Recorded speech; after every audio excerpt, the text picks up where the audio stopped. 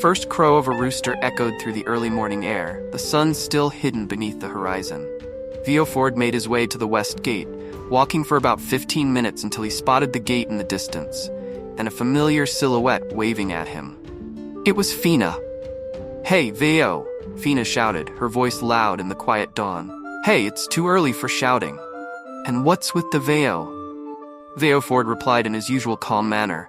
"It's your nickname now. Vioford is too long, so it's Vio from now on." Fina grinned. "Whatever," Vioford muttered, his calm demeanor barely masking his slight annoyance. "What? Is our nonchalant Vio getting annoyed?" Fina teased, her tone playful. "Shut up," Vioford said, trying to maintain his composure and not fall into her taunts. "You're teasing him again, Miss Fina?" Diana M. said as she arrived, walking up to the gate. Fina immediately hugged Diana M. "Big sis, good morning. Vio was being mean to me." "You didn't greet me like that," Vioford commented dryly. A bit flustered, Fina asked, "What? You want a hug too?" Startled, Vioford quickly shook his head. "What? No, that's not what I meant." Diana M. chuckled. "Stop teasing him, Miss Fina." "When did you two get this close anyway?" Vioford asked, raising an eyebrow. "While you guys went your separate ways, we girls went shopping and prepared for this adventure," Fina replied. "Miss Fina invited me along, and I couldn't resist," Diana M. added with a smile. "I see, so that's what happened," Vioford said, nodding. "What about you?" "Did you even prepare?" Fina asked, giving him a look. "I'm always prepared," Vioford replied confidently. As they continued talking, Diana noticed a large silhouette approaching from the distance. It was Caller. She waved at him. "I got lost and went to the south gate," Caller said as he arrived. "It's all right. You made it just in time," Diana reassured him. "Speaking of which, where's Penrod?" Fina asked just as the first bell rang, signaling the start of the day as the sun began to rise. "He's late again," Caller muttered.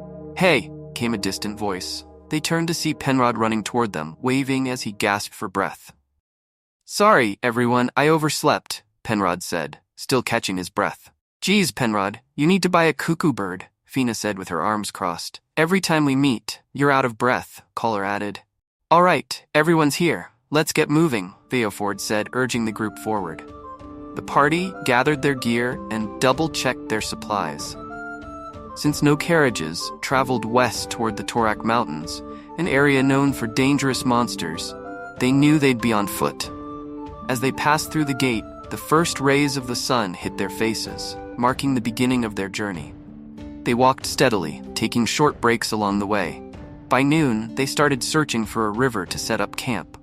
"So, are we really going to travel through Mount Torak?" Penrod asked. "Yes. It's much faster than going around, which would take months," Vioford answered.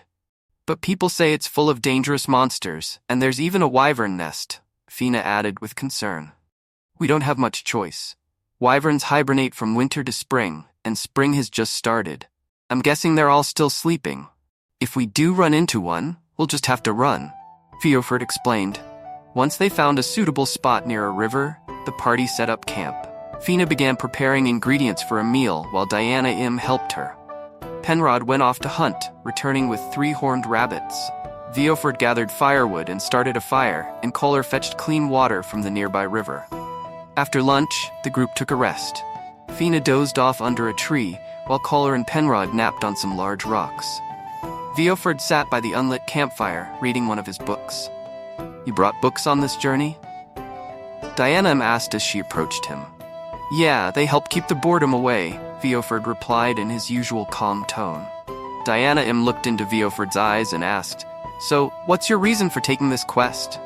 Vioford met her gaze. "I already told you it's personal interest.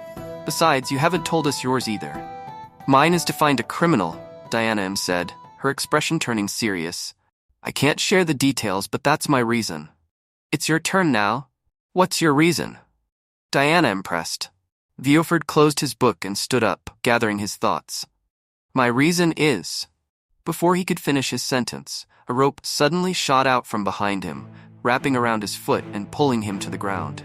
Diana M. quickly looked in the direction the projectile had come from and saw a group of red reptilian kobold bandits. Without hesitation, Vioford grabbed the 2 daggers from his waist and cut the rope. One of the kobolds threw a dart aimed at Diana M., but Vioford reacted swiftly, deflecting it with one of his daggers. "Wake the others," Vioford said firmly. Diana Im nodded and rushed to wake Collar and Penrod. Fina, startled awake by the commotion, stood up. "You interrupted my beauty sleep. You'll pay for this," Fina said, her frustration clear. "They are just lizard brain?" Collar taunted the kobolds. "I still want to sleep, though," Penrod yawned.